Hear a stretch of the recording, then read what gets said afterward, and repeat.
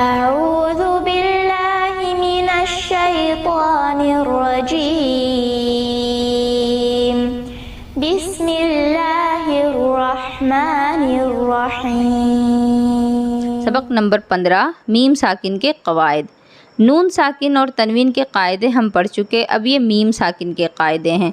Meme साकिन के 3 क़ायदे हैं, इदगाम शफ़वी, इख़फ़ाए शफ़वी, इज़हार शफ़वी। आपने नून साकिन के क़ायदे और तनवीन के क़ायदे में इदगाम, इख़फ़ा, इज़हार और एक इक़लाब भी पढ़ा, लेकिन मीम के क़ायदे में इक़लाब नहीं आता, क्योंकि नून साकिन का जो इक़लाब का क़ायदा है उसमें नून और तनवीन को मीम से ही बदला जा रहा है, लिहाजा यहाँ मीम साकिन के लिए इक़लाब नहीं होगा। तो इदगाम शफ़वी, इख़फ़ाए शफ़वी, इज़हार शफ़वी से क्या मतलब है?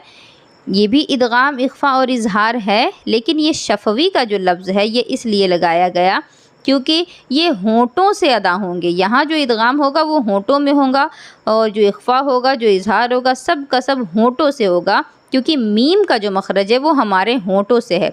और ये शफ़वी इसे इसलिए कहा गया क्योंकि अरबी में होंठ की जो अरबी है वो शफ़तैन है और शफ़तैन से ही यहाँ शफ़वी का लफ्ज़ आया है।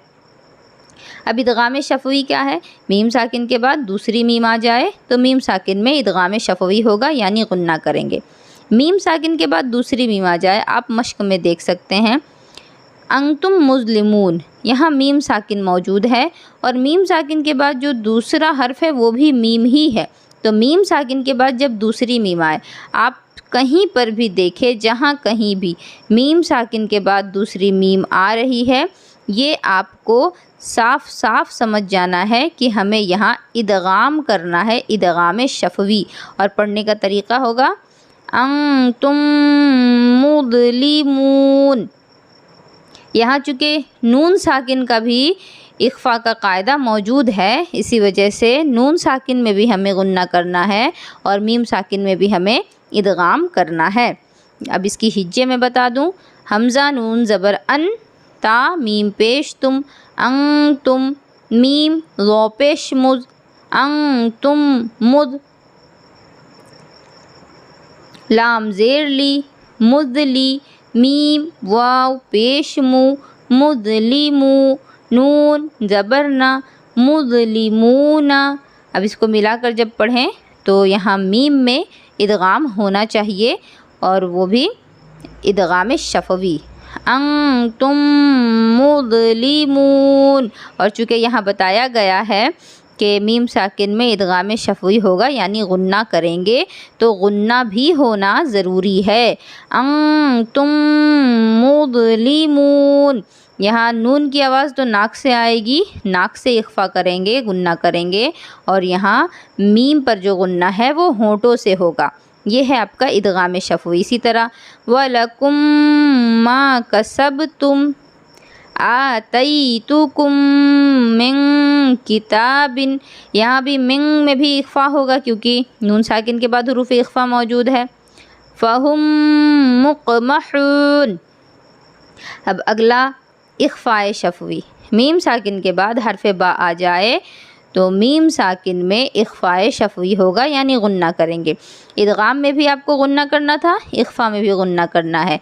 अब इख़फ़ाए शफ़वी के लिए क़ायदा बताया गया, मीम साकिन के बाद हरफ़ बा आ जाए, जैसा आप देखें मश्क में, कुंतुम बिही तअतिहिम बिआयतिन अलैकुम बिवकीलिन। यहाँ आप मीम साकिन के बाद हरफ़ बा देख सकते हैं। तो मीम साकिन के बाद जब हरफ़ बा आ जाए तो यहाँ हमें इख़फ़ाए शफ़वी करना है, यानी गुन्ना करना है। कुंतुम बिही, कुंतुम में नून का भी इख़फ़ा है और कुंतुम बिही जब पूरा पढ़ेंगे तो यहाँ मीम का भी इख़फ़ा है। पहली मिसाल में नून का इख़फ़ा था और मीम का इदगाम था, लेकिन यहाँ कुंतुम में नून साकिन का भी इख़फ़ा है और मीम साकिन का भी इख़फ़ाए शफ़वी है। इसी तरह तअतिहिम बिआयतिन अलैकुम बिवकीलिन तरमीहिम बिहिजारतिन वमा हुम बिमुमिनीन। हर जगह हमें मीम पर गुन्ना करना है, जहाँ कहीं मीम साकिन के बाद हरफ बा आ जाए। अगला है इजहार शफवी। मीम साकिन के बाद हरफ बा और मीम के अलावा कोई हर्फ आ जाए तो मीम साकिन में इजहार शफवी होगा, यानी गुन्ना नहीं करेंगे। इजहार है यानी कि गुन्ना हमें नहीं करना। तो मीम साकिन के बाद हरफ बा और मीम के अलावा, क्यों? क्योंकि मीम साकिन के बाद जब मीम है तो इदगाम शफवी हो रहा है, मीम साकिन के बाद जब बा है तो इख्फा शफवी हो रहा है। तो जाहिर सी बात है कि अब बा और मीम को हमें छोड़ देना है और इसके अलावा बाकी कोई भी हर्फ आ जाता है मीम साकिन के बाद तो हम इजहार करके पढ़ेंगे, यानी गुन्ना नहीं करेंगे, बिल्कुल साफ साफ पढ़ेंगे। जैसे कि अलम तरा वल अम्रु लम यलिद लकुम दीनुकुम हुम फीहा अम्दा व अमतरना।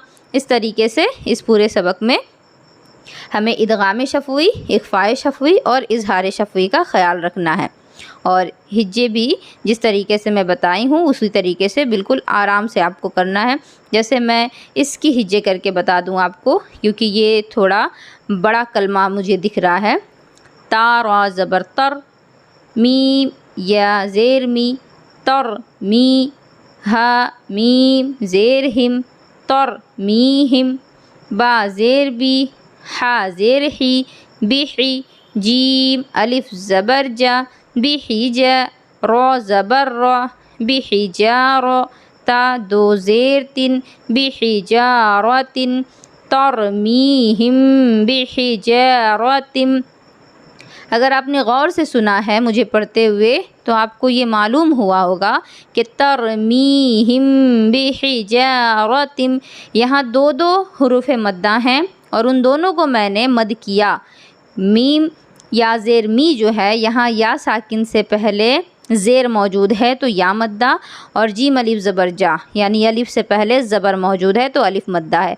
लिहाजा गौर से अगर आप सुने तो मैं इन दोनों पे मद कर रही हूँ, तरमीहिम बिहिजारतिम। और आपको भी इसी तरीके से पढ़ना है, जहाँ हुरूफ मद्दा मौजूद हैं वहाँ मद्दा करें और जहाँ हुरूफ मद्दा मौजूद ना हो वहाँ मद्दा नहीं करना है। मुझे उम्मीद है कि आप सभी के लिए ये सबक भी आसान होगा। अल्लाह रब्बुल इज़्ज़त आप सभी के लिए आसानियाँ फ़राहम करे।